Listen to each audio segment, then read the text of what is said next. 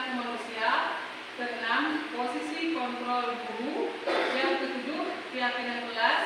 Dan kedelapan, segitiga restitusi. Baik, sebelumnya saya sedikit ingin menjelaskan di sini. Ini kenapa kita harus ada budaya positif. Artinya begini, budaya positif itu kita terapkan di kelas maupun di sekolah supaya dalam keadaan sadar kita semua bisa belajar dengan tenang, dengan nyaman. Bukan hanya kita sebagai guru, tetapi nanti siswa kita belajar dengan kita yang guru ini, mereka bisa nyaman ketika bersama dengan kita beberapa menit dalam materi dari kita masing-masing guru. Jadi diharapkan kita di sekolah ini, warga sekolah khususnya ya, bisa nanti menerapkan budaya positif di sekolah kita, di lingkungan kita.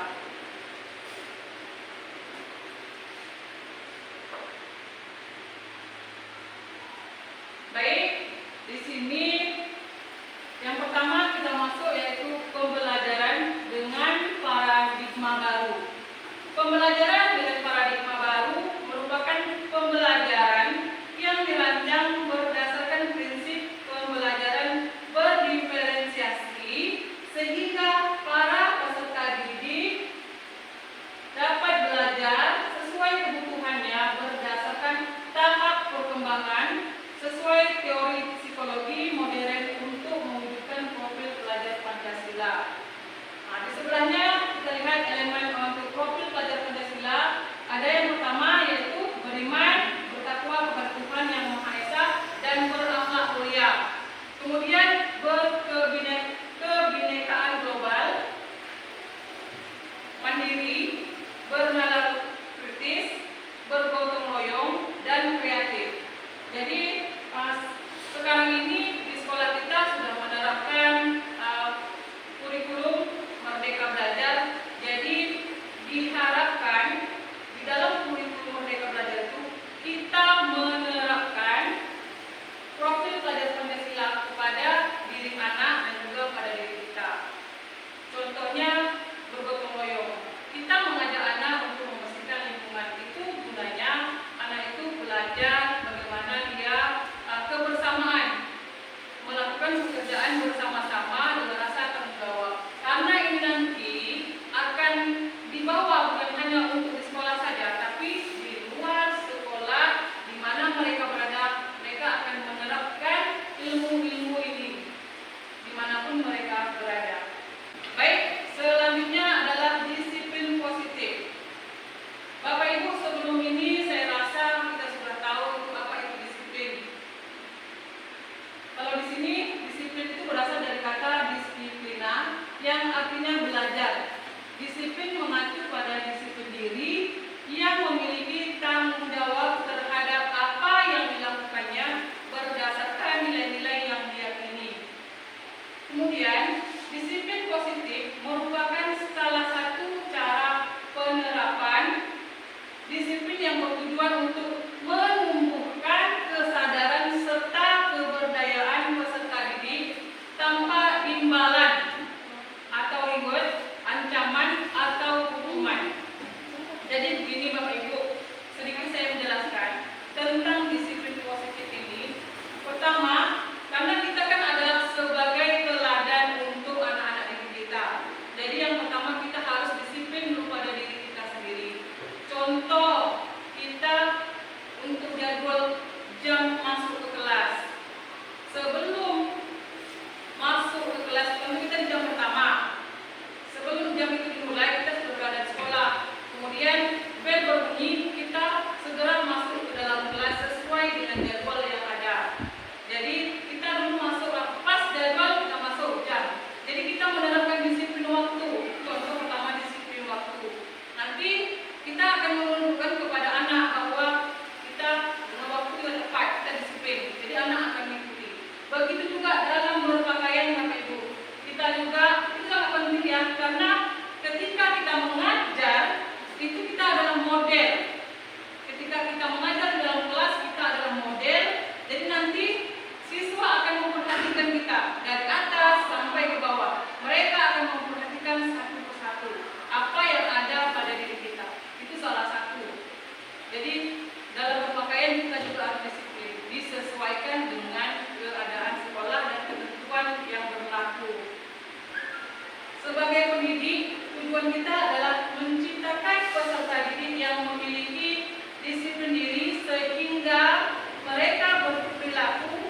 mengacu kepada nilai-nilai kebajikan universal dan memiliki motivasi intrinsik dalam perubahan perilaku ke arah yang lebih baik.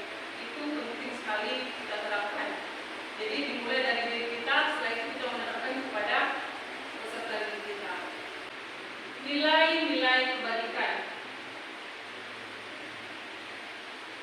Nilai-nilai kebajikan adalah sifat-sifat positif manusia yang merupakan tujuan mulia yang ingin dicapai setiap individu. Nilai-nilai tersebut bersifat universal dan lintas bahasa, suku, bangsa, agama, maupun latar belakang. Dengan mengaitkan nilai-nilai kebajikan yang diyakini seseorang, maka motivasi intrinsipnya akan terbangun sehingga menggerakkan motivasi dari dalam untuk dapat mencapai tujuan mulia yang ingin dicapai atau yang diinginkan. Nilai-nilai kebajikan yang ingin dicapai oleh setiap anak Indonesia kita kenal dengan profil pelajar Pancasila. Itu tadi nilai-nilai kebajikannya seperti keyakinan kita kepada Tuhan Yang Maha Esa, kemudian mandiri, kreatif, bergotong royong, apalagi Bapak Ibu? Ya, berkebinekaan global. Jadi itulah nilai-nilai dari kebajikan. Baik, selanjutnya adalah kebutuhan dasar manusia. Kebutuhan dasar manusia adalah sesuatu yang kita lakukan untuk mendapatkan apa yang kita inginkan. Seluruh tindakan yang kita lakukan memiliki tujuan tertentu, dan semua usaha terbaik yang kita lakukan adalah dalam rangka agar kebutuhan dasar kita terpenuhi dengan baik. Contoh dari kebutuhan dasar manusia itu yang pertama penguasaan, yang kedua kesenangan, kasih sayang dan rasa diterima, ada bertahan hidup, kemudian kebebasan. Setiap orang itu pasti membutuhkannya, karena tanpa kasih sayang tidak akan ada pendekatan antara satu dengan yang lain. Mereka akan saling membenci. Itulah salah satu dari kasih sayang. Kalau sudah ada rasa kasih sayang, berarti kita sudah bisa diterima maupun menerima.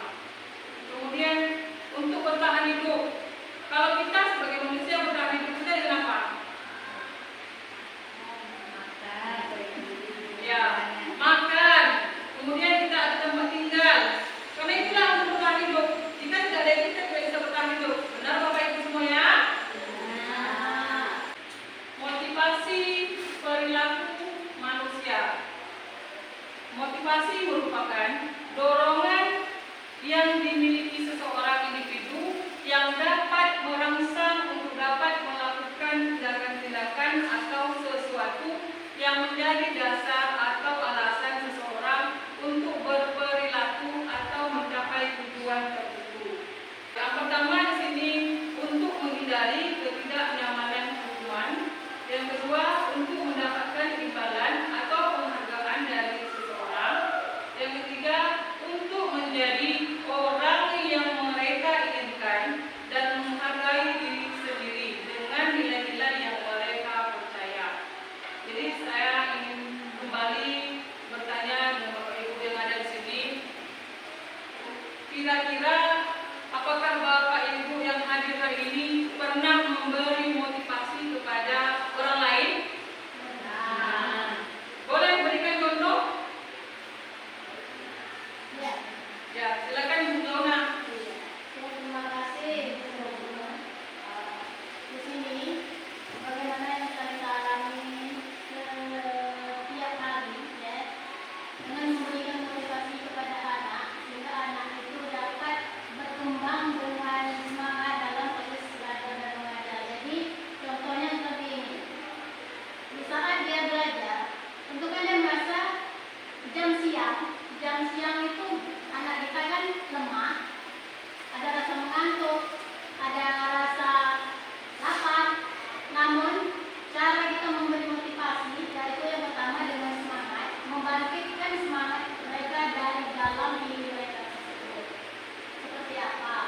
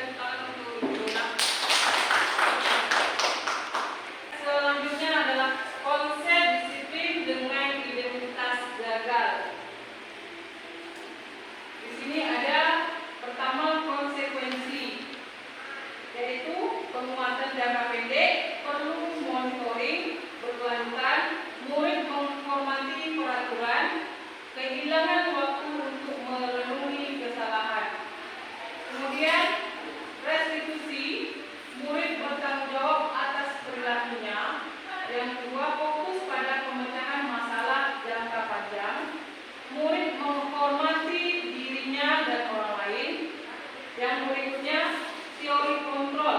Dirinya memegang kontrol.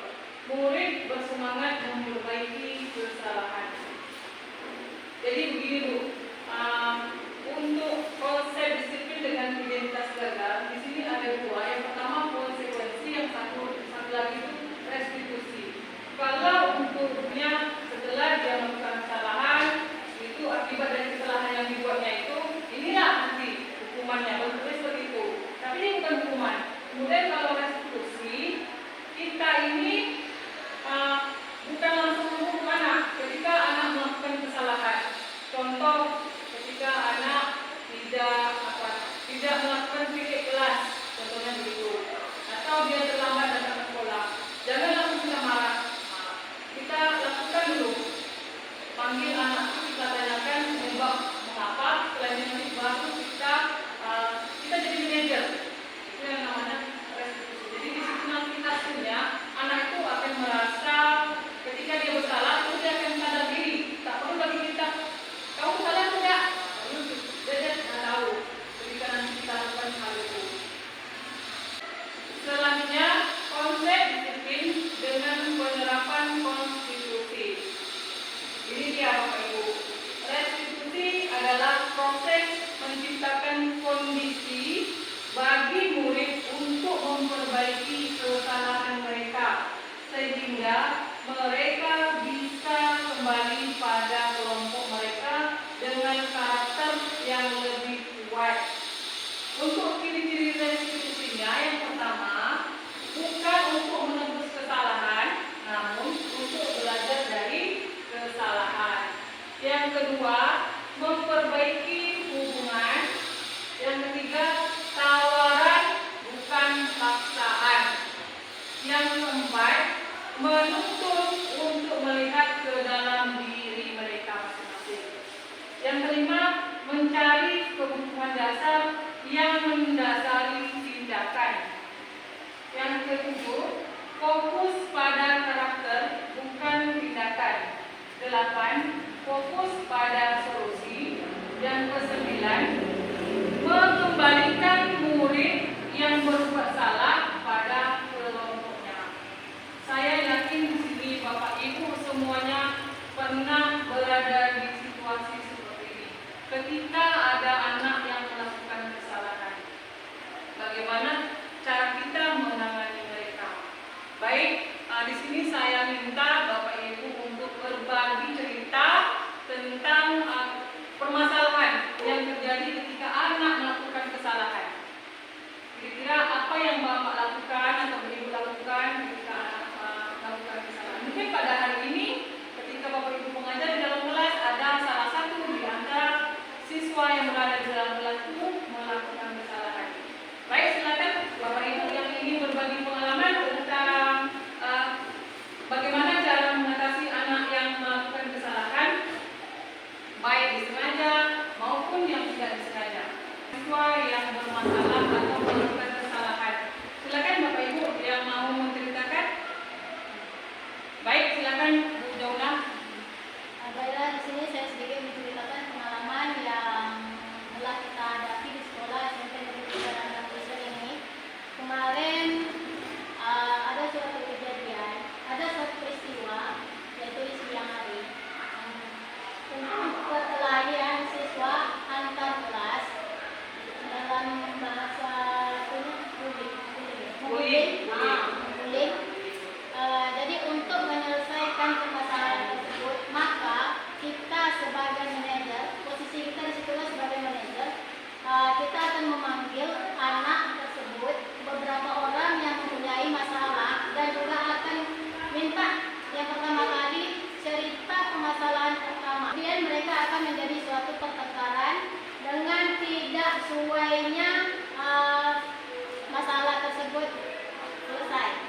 Maka kita sebagai guru akan menyelesaikan permasalahan itu dengan bahasa kasih sayang dan juga bahasa lemah lembut, sehingga dia akan bisa terbuka pikiran untuk mengungkapkan permasalahannya sebenarnya. Maka dari itu, anak tersebut sudah bisa kita tata, sudah bisa kita atur dengan sebaik mungkin